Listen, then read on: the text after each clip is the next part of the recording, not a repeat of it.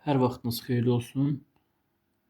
Bugün belə bir sualın izahını vermiş olacağım. Qeyd edim ki, dövlət qulluğu üzrə deməli iyul imtahanına və digər aylarda olan imtahana hazırlaşanlar müraciət edə bilər. Keçək sualın izahına. ABC natural ədədlər.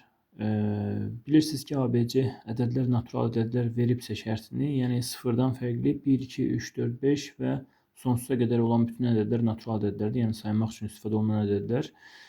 Diqqətlə baxsaq, A kiçikdir, B kiçikdir, C verib bizə. Biz burada bir dənə riyazi əməl edə bilərik ki, alt-alta çıxarıq. Məsələn, B ilə B-nin fərqi bizə 0 verir. Yəni alt-alta çıxma zamanı A minus C bərabərdir -3. Yəni bizdən əgər A minus C-ni soruşsaydı, biz bəli, birbaşa ala bilərdik. Amma görürsünüz ki, yəni məhdud sayda bir ifadələr var. A üstəgələk B bərabərdir 7 və B üstəgələk C bərabərdir 10.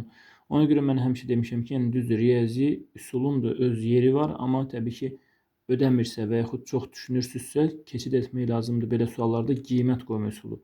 Və diqqətlə baxsaq, A kiçikdir, B kiçikdirsə, yəni A B-dən böyükdür, özünüzdən qiymət qoyursunuz və salam, bu qədər rahat.